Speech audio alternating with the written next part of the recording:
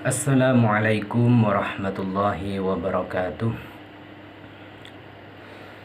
Alhamdulillah wassalatu wassalamu ala Rasulillah wa ala alihi wa ashabihi wa mawalah amma ba'd. Langsung saja, nama saya Zulhan.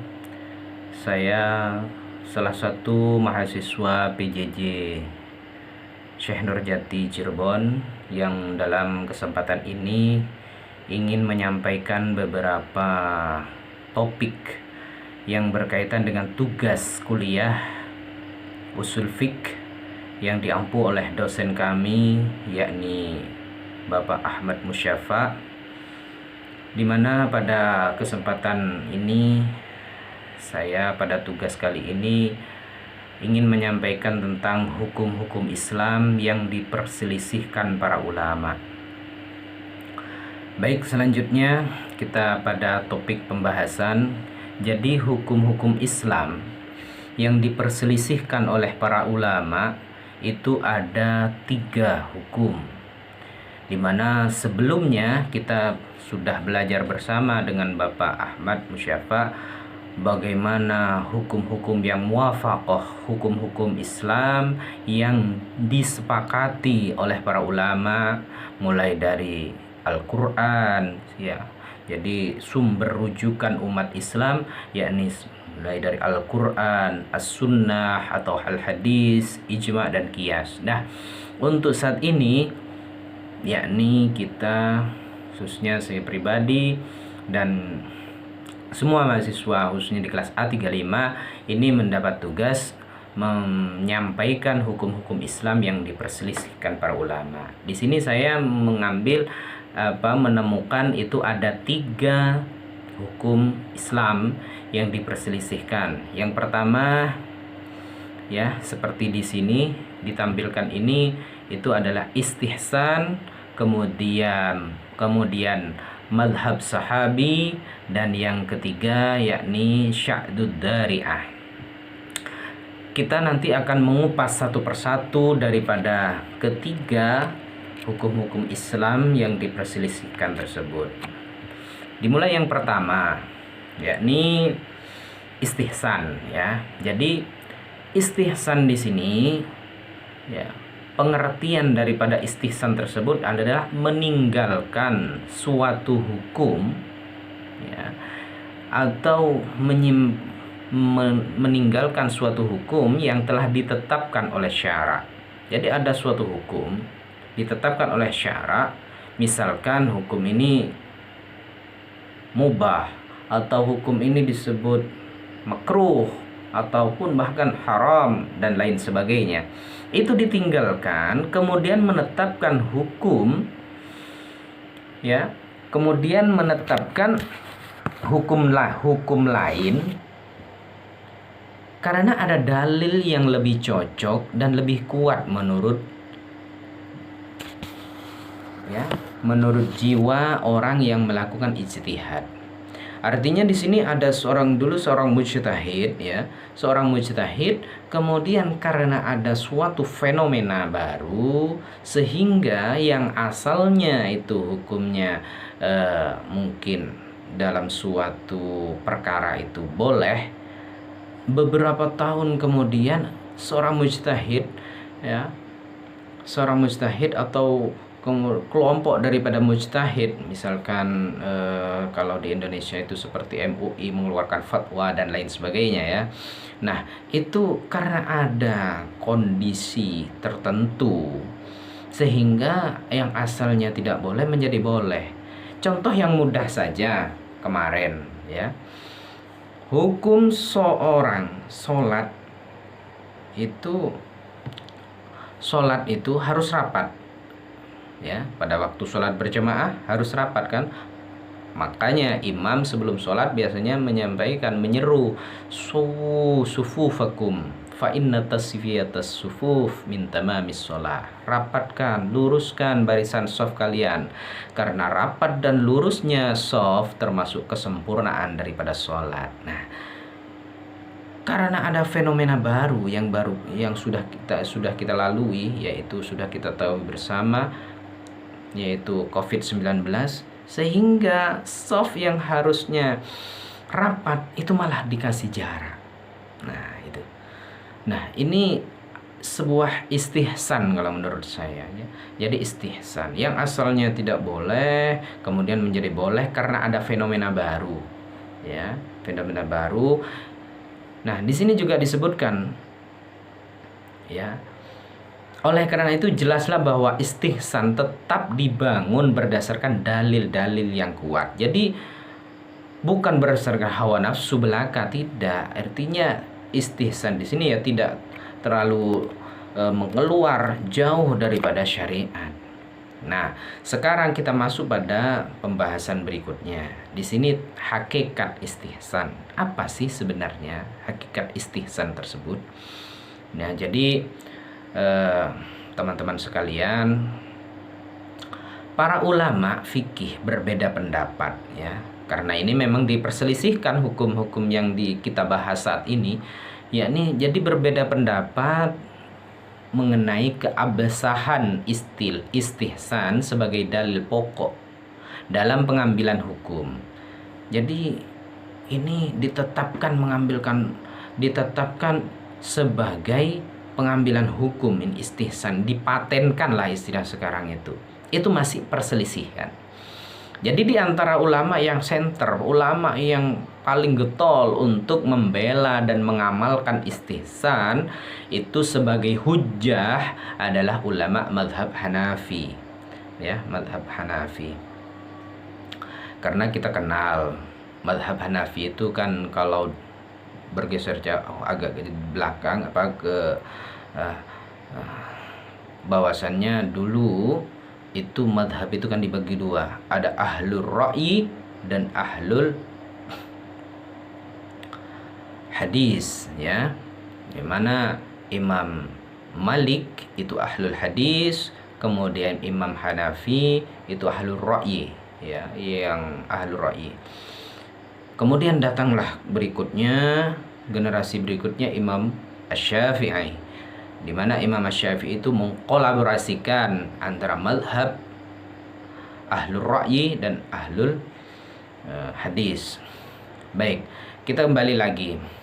Jadi mazhab Imam Hanafi ini bergerak mazhab Hanafi ini tetap berpegang pada istihsan. Namun mereka menggunakannya tetap berdasarkan dalil-dalil yang kuat. Artinya tidak serta-merta meninggalkan hukum syariat ini kemudian mengambil hukum yang lebih bagus, itu tidak. Contoh yang seperti itu misalkan menurut mazhab Imam Asy-Syafi'i bahwasannya pada saat tawaf ya, pada saat tawaf bersentuhan laki-laki dan perempuan itu batal ya kan, kalau menurut Imam Syafi'i. Tapi menurut madhab yang Maliki atau madhab Al-Hanafi itu tidak ya, tidak membatalkan. Jadi kalau misalkan kita intiqalul madhab, berpindah madhab, maka boleh ya, boleh seperti itu. Tapi tidak serta-merta karena misalkan segini ya, oh kalau seperti itu boleh ketika kita ada di Indonesia musim dingin, misalkan musim dingin, karena dingin sudah deh kita wudhunya pakai tayamum saja. Nah, karena sebagian ulama boleh yang demikian, sehingga kita meniru-niru seperti itu, istihsan lah seperti itu. Nggak bisa, itu karena berarti berdasarkan hawa nafsu saja, karena ngambil hukum seenaknya sendiri yang demikian. Istihsan tidak seperti itu. Kalau memang betul-betul itu tidak berdasarkan dalil yang kuat, itu tidak bisa dilakukan istihsan tersebut ya. Itulah sekelumit tentang istihsan. Kemudian di sini ada pembagian lagi istihsan itu dari segi pemindahan hukum ya, karena istihsan itu memindahkan hukum. Dari segi pemindahan hukum itu terbagi dari dua macam istihsan itu. Yang pertama, istihsan dengan cara pemindahan hukum kulli kepada hukum juz'i, yang asalnya keseluruhan ya dipindahkan dengan hukum juz'i sebagian. Ya, kemudian istihsan dengan cara pemindahan dari qiyas jali kepada qiyas khafi. Yang awalnya qiyas jali yang tampak jelas dipindahkan dengan qiyas khafi yang masih samar, karena ada dalil yang mengharuskan pemindahan tersebut. Itulah istihsan. Itu jadi pembagian ada dua tersebut. Baik, lanjut pada bagian yang kedua daripada hukum-hukum Islam yang diperselisihkan, yakni yang kedua adalah madhab sahabi. Apa itu madhab sahabi?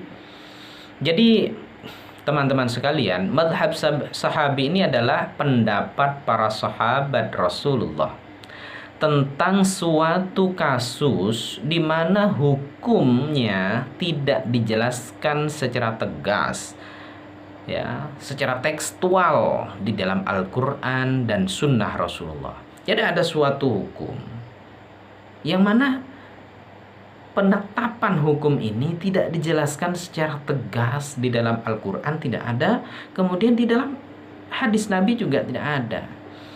Nah, kedudukan mazhab sahabi sebagai sumber menurut pendapat para sahabat itu dibagi tiga.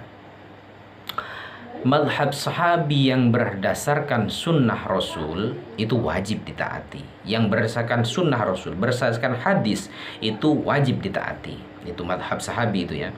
Kemudian yang kedua, mazhab sahabi yang berdasarkan ijtihad dan sudah mereka sepakati, artinya ijma' sahabi antara beberapa sahabat itu sudah kesepakatan, istilah hadisnya itu mutawatir gitu ya, itu dapat dijadikan hujjah dan wajib ditaati.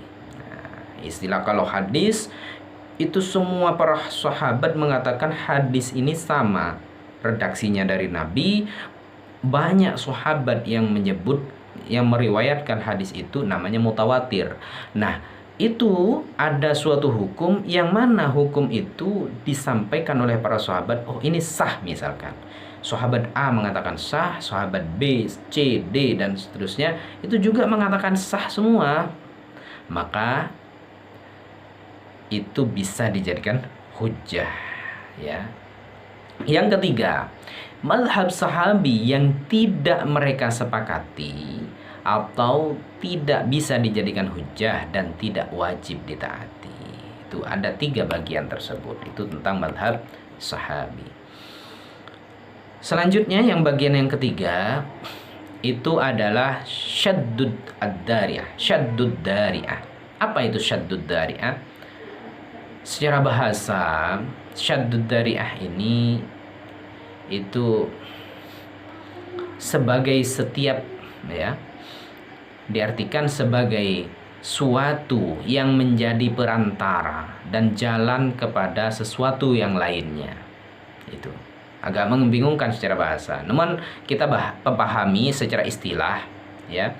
Jadi syaddud dari'ah itu diartikan sebagai suatu yang menjadikan lantaran kepada yang lain, yang dilarang karena mengandung kerusakan ya, yang dilarang karena mengandung kerusakan. Jadi syaddud dari'ah ini juga ada dasarnya. Jadi dasar-dasar syaddud dari'ah ini yang pertama Al-Quran, As-Sunnah atau Al-Hadis, kemudian kaidah fikih atau usul fikih, yang ketiga itu logika. Itu syaddud dari'ah ya. Contoh ya, sekarang kita masuk pada contoh dalam kehidupan sehari-hari. Perbuatan yang akibatnya pasti menimbulkan kerusakan atau bahaya, maka hukumnya dilarang kan secara kesepakatan ulama. Perbuatan yang menurut dugaan kuat akal ya, yang menurut dugaan kuat akan menimbulkan bahaya atau pada kebiasaannya berakibat kerusakan, hukumnya haram. Gitu. Kemudian perbuatan yang kebanyakan mengarah pada kerusakan tetapi tidak sampai pada tingkat tinggi, ulama berbeda dalam menghukuminya. Apakah ditarjihkan yang haram atau yang halal? Ya. Jadi Imam Malik dan Imam Ahmad menetapkan keharamannya. Selanjutnya, perbuatan yang jarang berakibat kerusakan atau bahaya, maka dalam hal ini hukumnya diperbolehkan kalau yang jarang. Jadi pandangan para ulama terhadap syaddud dzari'ah, ya, di antaranya Imam Malik dan Imam Ahmad amat banyak berpegang pada syaddud dzari'ah ini.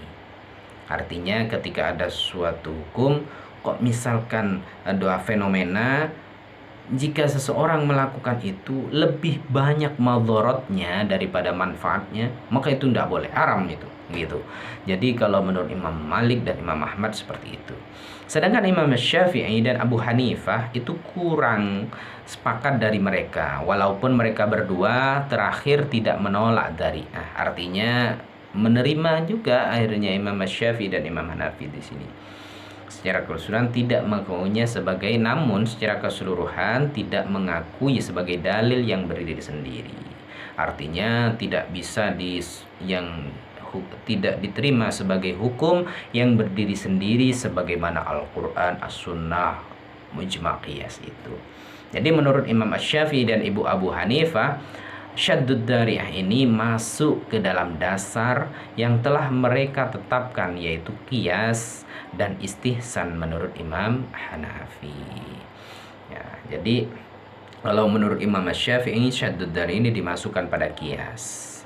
Kalau menurut Imam Hanafi, syaddud dzari'ah ini dimasukkan kepada istihsan. Demikian.